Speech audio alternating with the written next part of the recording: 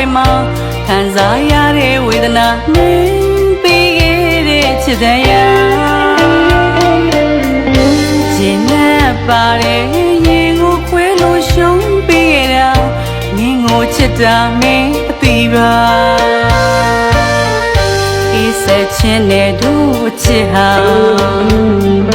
ဘာလို့ဒီလိုချစ်ခဲ့ရလူပါ